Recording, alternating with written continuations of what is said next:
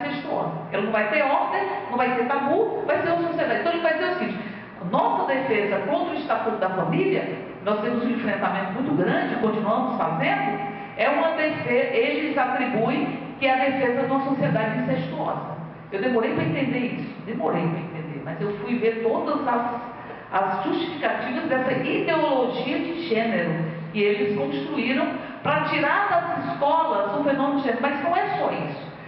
É uma lógica fascista, porque o Escola Sem Partido, ele transfere o que os militares faziam com seus agentes de Estado, que era denunciar os professores, para os alunos. E ele vai criando bedelos, vai tendo a lógica policialesca, internalizando. A mesma coisa é a família. A proposta do Estatuto da Família tem um conselho de família, que é o conselho de família que tem poder de representar, de requisitar, que é para perceber os outros tipos de família.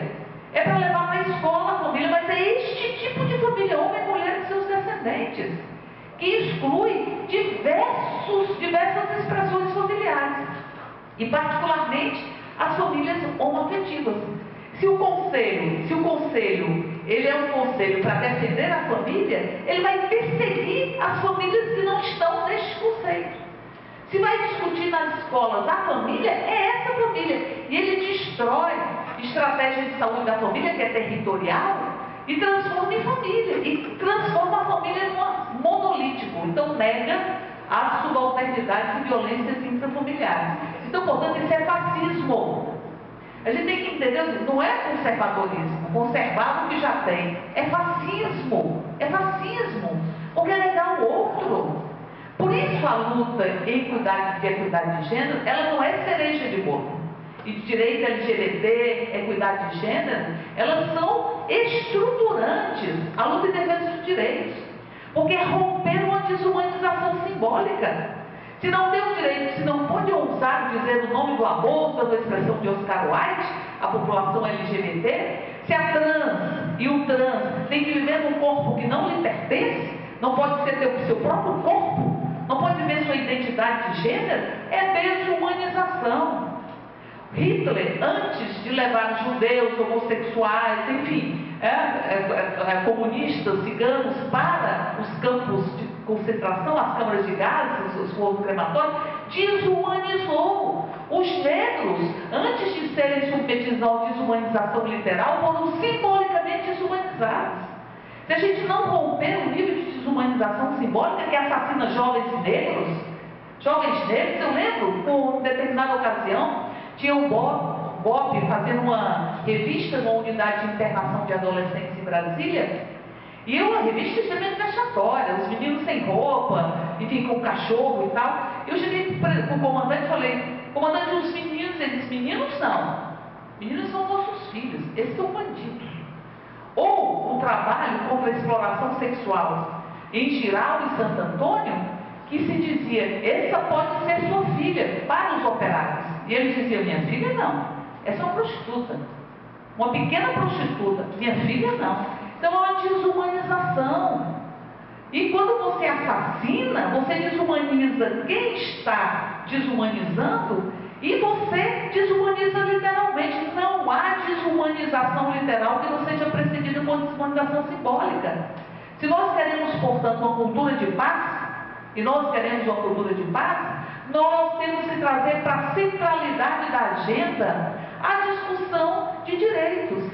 E o governo em várias experiências, o governo não deu centralidade, o governo Dilma não deu centralidade a essa discussão. Porque havia uma discussão das discussões econômicas, enfim, que foram priorizadas. Mas se eu não dou centralidade, e o Dilma não deu centralidade, mas foi os governos Lula e Dilma foram os que mais avançaram na discussão de direitos. Só os direitos das mulheres foram mais de 400 ações construídas nas conferências, que muitas vezes a gente só vai perceber quando hoje que nós estamos perdendo o que nós avançamos, de institucionalização, de política de combate à violência, de política de cota, de discussão, de conscientização, enfim, mas não foi a agenda central. Tem que ser central, porque ovo de serpente a gente não ignora, a gente enfrenta. senão a gente vai acordar cheio de serpente. Foi o que aconteceu quando nós menosprezamos o absurdo. Nós nunca fizemos acordo para Feliciano ir para a Comissão de Direitos Humanos. Nunca, nunca. Até porque você tem os partidos, de acordo com sua proporcionalidade, vão escolhendo as comissões. O nosso erro não foi feito para fazer acordo, porque nunca fizemos acordo com o Feliciano. Nunca. Mas eu digo nunca, é nunca mesmo. Aliás, fomos nós que enfrentamos o Feliciano lá dentro, com todo custo. O que nós não imaginávamos é que o absurdo tinha perdido a modéstia. Nós menosprezamos o absurdo. Não dá para menosprezar o absurdo. Não dá para menosprezar a fala de um Bolsonaro, a fala dos fundamentais. Não dá. Isso que está acontecendo na CPI do INCRE e da FUNAI, que eles deturparam a sua tese, a tese da professora Flávia, para poder justificar. Nós entramos na justiça para dizer que a CPI ela nasce de uma fraude, porque foi colocado coisas para justificar a criação da CPI do INCRE e da FUNAI que estariam citados na sua tese que não corresponde à verdade, é literal, é preto no branco. E nós entramos para desconstruir e temos feito um enfrentamento muito violento, porque ali é brutalidade pura, é fascismo puro dos ruralistas, que acham que indígena não tem direito, e que acham que indígena tem que ter a cesta básica, que é atendimento da FUNASA ou do Ministério da Saúde, mas não tem que ter direito à terra, porque a terra lhes pertence à lógica fundamentalista. É fascismo. Nós estamos com o fascismo beijando o nosso rosto. Como nós não fizemos democratização dos meios de comunicação, não fizemos reforma política, não sei se tínhamos condições de fazer, porque tem uma nova comissão de reforma política. Ela não vai avançar, esse parlamento não vai avançar, porque não vai cometer suicídio coletivo. Você acha que os parlamentares vão se suicidar coletivamente? Nós não fizemos democratização dos meios de comunicação, uma revolução cultural. Incorporamos as pessoas como consumidores, mas não como cidadãos e cidadãs. Isso dessa pesquisa 40, 50, que acham que os processos vêm independente das construções sociais, isso é demonstração de que é preciso uma revolução cultural. Uma revolução cultural. Depois que na Comissão de Direitos Humanos nós percebemos que o fundamentalismo podia sequestrar, nunca mais nós permitimos, nunca mais. Nós começamos a colocar a Comissão de Direitos Humanos como uma das principais opções. Tem outras comissões que são mais estruturantes, que analisam mais projetos e tal, como a Seguridade Social, como a de Comissão de Finanças e Tributação, mas nós começamos sempre a priorizar os direitos humanos, porque nós vimos que eles iam ocupar o espaço. E ocupar o espaço, fizeram isso, e nós não, isso foi um erro nosso.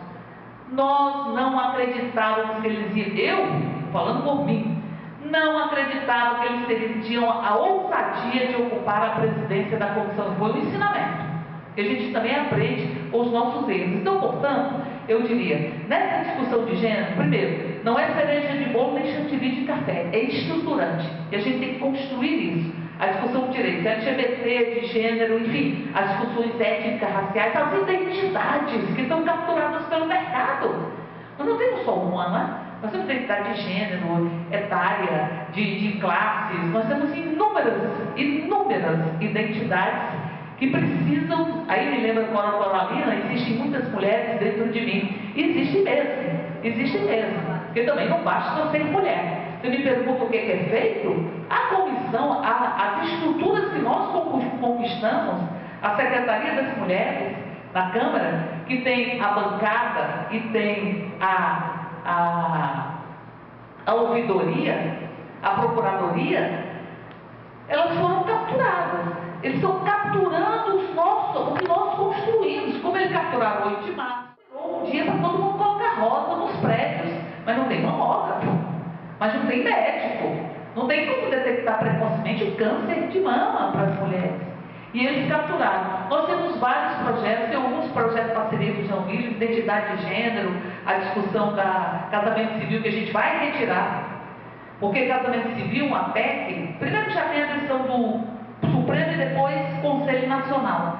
É porque eles começaram a estimular para discutir a PEC, porque eles iriam ganhar a discussão, porque eles têm maioria, porque eles se aliaram, E eles se aliaram para dizer para a gente que a gente tem que se aliar.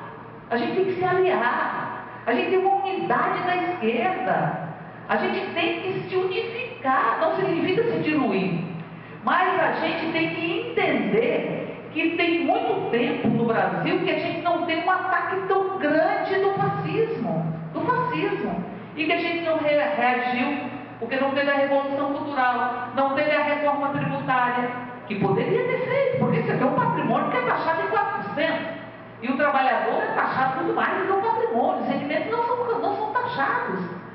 E a gente precisava fazer essas reformas estruturantes, ou mudanças estruturantes que não fizemos. Num período de excedente financeiro, você consegue fazer uma política que todo mundo cresce, mas num período de retração financeira, você aí mostra a sua cara, e o governo tem que mostrar a cara e esse tripé. E por fim dizer que a reforma, o que é que nós defendemos? Nós defendemos a lista fechada.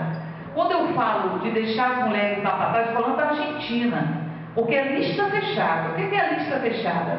Aqui é lista aberta. Aqui o partido oferece uma lista, mas ela é montada de acordo com os votos individuais. Mas é uma lista, onde você discute, soma, tem a somatória dos votos que estão dados. A Argentina é lista fechada. Aí as mulheres conseguiram 30%. Só que os 30% estão lá embaixo.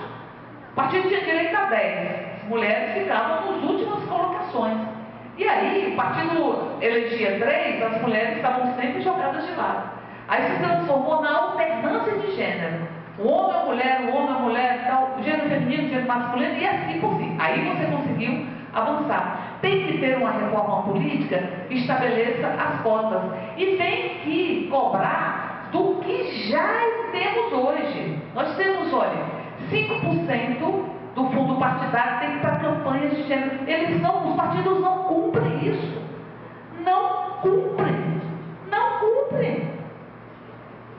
Nós, através da Vanessa Graziottini, que é procuradora do direito da mulher no Senado, fizemos um requerimento de formação do TSE. Ele disse que a maioria dos partidos não cumpre isso, dos 5%. E quando você fala 10% do tempo de televisão, estou falando do tempo eleitoral, 10% do tempo de televisão para campanha de equidade de gênero, o TSE disse que não tem nem como saber se é cumprido ou não.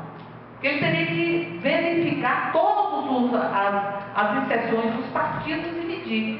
E nós entramos com um projeto para ter, por exemplo, para ter prestação de contas dos partidos, eles são obrigados a prestar contas, e punição do partido.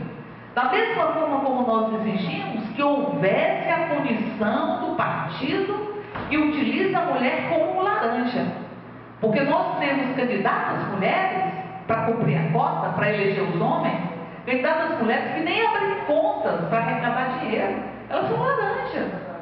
E ainda eles nos culpam, porque sempre nos culpam. Culpa é um instrumento de dominação, invisível e profundo. Porque eles dizem, sabe por que não tem mulher? Que a gente tem até dificuldade de compor os 30% que as mulheres não querem participar. Eles nos culpam.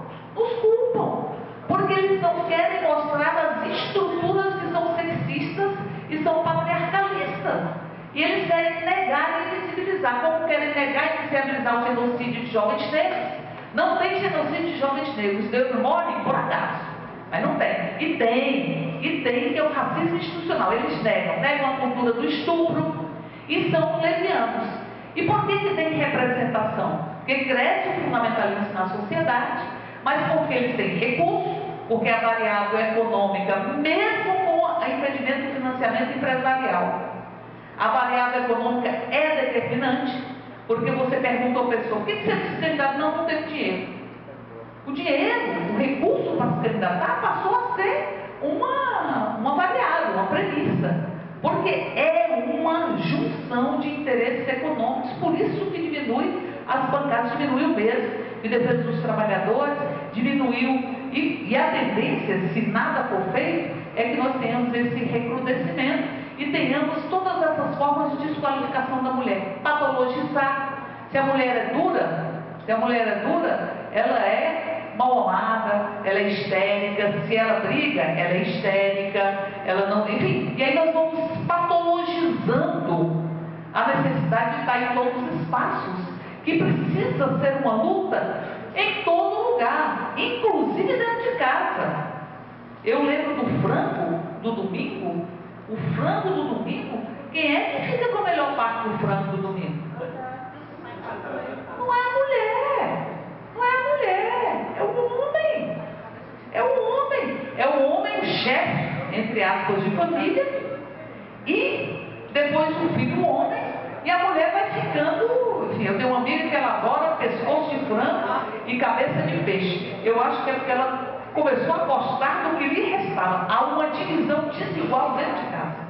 Para que nós possamos fazer uma outra educação das nossas meninas e meninos, é preciso que nós estejamos atentas às discriminações que em grande medida foram tão naturalizadas que a gente não consegue percebê-las. Portanto, são os desafios de fazer cumprir o que nós já avançamos, porque não é cumprido, e ao mesmo tempo de avançar para que nós tenhamos uma reforma política que assegure uma cota. 10%, no primeiro momento a gente nem queria apoiar esses 10%. Mas foi construído na bancada. A bancada é heterogênea. Imagina, né? A bancada é heterogênea. Ela tem duas unidades. Uma é de que é preciso aumentar a representação feminina e o combate à violência. Só que tem percepções diferentes de violência. As mulheres sempre são vítimas de violência de gênero, inclusive nos momentos de exceção. As mulheres na ditadura, elas foram vítimas do estupro, como os homens não foram. As mulheres são questionadas e inquiridas pelo que são, por suas relações. E elas sempre há uma violência de gênero que agudiza e ela aprofunda a violência em momentos de exceção. É as troianas da tragédia grega, as mulheres capturadas e estupradas, os homens mortos e as mulheres estupradas, que são ritos de guerra, ritos para dizer que é algo vitorioso, que é um vencedor, é subjugar e se apropriar das mulheres que são consideradas propriedade dos homens. Esse é um desafio, temos que estar atentos a eles e fazer o que nós possamos construir uma sociedade onde rompamos a desumanização. Se a gente não podia votar, a gente não podia fazer esporte que quisesse fazer em 1940. Eu lembro de uma revista chamada Manchete, que ela, o Frei Davi deve lembrar também, e Manchete, que ela dizia assim: conselhos para as mulheres. Presta atenção. Você casou? Então é o seguinte: quando seu marido chegar, você não apoquente ele com questão de menino e de casa, não. Ele tem que descansar. Traga um cinzeiro para ele, tire os sapatos dele, veja se ele quer uma massagem. E se você achar que ele está tendo uma relação extraconjugal, olhe se você não engordou. Olhe se a culpa sempre é da mulher. Eu lembro das mulheres que chegavam na Comissão de Direitos Humanos, quando eu era deputada distrital, e elas diziam assim: onde foi que eu errei? Porque perdi os meninos para as grades. Sociedade é culpa. Mulheres vítimas de violência, que vão cedendo, porque apostam na relação, e se perguntam onde foi que erraram, porque são vítimas de violência. Mulheres com violência, com boca rasgada, e diziam: mas onde foi que eu errei? Eu errei em algum lugar, alguma coisa de errada comigo. É uma subalternização internalizada e invisibilizada, que precisa ser identificada para que nós possamos construir uma sociedade de paz e uma democracia de fato. Eu penso que a gente tem que ter uma radicalidade democrática, e que não acho que a gente tem que ignorar os espaços institucionais, mas é por ali que vai sair as transformações. Não é. Essa Câmara, ela está marchando de cabeça baixa a partir dos tambores do Palácio Golpista. E tudo muito rápido. Sabe o que é rápido? É para ninguém perceber o que está acontecendo. É tudo muito rápido. É rápido. Porque a membrana dos meios de comunicação que douram as pílulas, o papel celofane, ele se rasga. E é preciso que não se rasgue, o que indica o que nós vamos fazer. Nós temos que fazer o que a gente sempre fez, a esquerda nesse país. É discussão, organização, disputa de narrativa. Nós temos que disputar as narrativas. E disputar as narrativas para disseminá-las em rede. É em rede que a gente vai resistir. Não tem nenhum partido sozinho, ou nenhum movimento sozinho, que vai dar conta de fazer esse enfrentamento. É em rede, é em rede. Movimento rural, urbano, da floresta, de mulheres, LGBT, negros, é em rede que nós vamos enfrentar, para que nós possamos, enfim, fazer com que não tenhamos os danos que estão sendo colocados para o nosso país. É em rede, em rede. E a gente tem trabalhado assim no parlamento. A gente tem uma boa aliança com o PSOL, uma boa aliança com o PCdoB, onde as nossas divergências, elas existem, têm que ser pontuadas, porque todos nós queremos avançar e a gente avança reconhecendo nossos erros. Mas elas não podem ser do centro nesse momento. Não podem ser do centro. Tem que ter a discussão fraterna dentro de uma democracia operária para que nós possamos ir avançando. Senão, nós não tem partido que vai capitanear ou liderar esse projeto, esse processo, para que nós possamos fazer o enfrentamento. E eu digo, este tipo de movimento horizontalizado das ocupações, a grande maioria é composto por mulheres. Quem resistiu ao golpe foram as mulheres. Porque esta é uma pauta que, em grande medida, os partidos de esquerda e os partidos comunistas, os partidos de esquerda, eu tenho 42 anos de luta. Na época que eu comecei minha militância na Universidade de Brasília como estudante, e eu fui expulsa da universidade, a gente organizou uma greve, e fui anistiada depois, e vim pude concluir meu curso. Mas na época a gente dizia o seguinte: o mais importante é a luta tomar o poder. Essas outras questões a gente discute depois. E a gente ia deixando essas pautas LGBT, de gênero, enfim, a gente ia deixando, a gente ia subalternizando na nossa luta. Eu fico pensando que essa revolução que a gente ia fazer era muito neurótica. Que a gente ia engolindo tudo. Depois da revolução, quando a gente chegasse na revolução, ia ser uma revolução muito sexista, muito machista, muito LGBT-fóbica, que essa pauta LGBT, ela nem existia com centralidade na década de 60, na década de 70. Isso é evolução dos tempos, que a gente avança e tem retrocesso. Avança e eles buscam nos calar. Não vão conseguir. Esse movimento que a gente começou, da equidade de gênero, dos direitos da população LGBT, dos movimentos da igualdade de direitos étnicos, esse movimento eles não vão parar. Os fundamentalistas que engulam as derrotas que eles vão sofrer, vão vociferar, vão falar que isso é contra Deus, que isso é que é coisa de Satanás, como eles falam, que nós somos os anticristos, mas não vai prosperar porque está contra a evolução da própria humanidade. Um período duro, fascista, mas um período que nós vamos resistir a ele, penso eu, porque eu concluo apenas dizendo: faz escuro, mas eu canto. E lembrando outro poema, o pulso ainda pulsa. E fechando com o Drummond, que diz: a gente vai cantar a canção que adormece as crianças e acorda os adultos. E ela diz: fora Temer, golpistas, fascistas e machistas não passarão. Primeiro, eu não fiz menção, mas Celina começou falando a importância de uma mesa. Eu tava, assim, de fato é uma honra muito grande com uma mesa com duas mulheres tão poderosas e organizado num evento também com mulheres tão poderosas. E porque eu acredito que isso faz parte das ações afirmativas que achamos tão necessárias. E quando Flávia Cristina comenta dos afro-indígenas, da identidade que é colocada em subjúdice, me lembra muito quanto a gente tem dificuldade com lidar com discursos das margens, né? É uma coisa que não é nenhuma coisa só, nem outra coisa só. Eu até cometi um deslize, acho importante dizer e fazer minha desculpa, bastante transfóbico quando eu falei sobre travestido, né? Com colocar com a ideia de encoberto. Travesti é aquele que é o corajoso, aquela que é a corajosa, que assume sua identidade à margem, mesmo quando dizem que isso é errado. E a gente precisa fazer essas autocríticas, porque isso faz parte do tipo de esquerda que a gente quer construir. Então, o discurso das margens é algo que a gente ainda tem muita dificuldade de lidar, porque as instituições, como espaços do poder, elas precisam classificar as pessoas. E as mulheres, os LGBTs, os negros, os indígenas, eles não são tão facilmente classificáveis. Isso faz com que eles sejam tão perigosos para as instituições, eles e elas.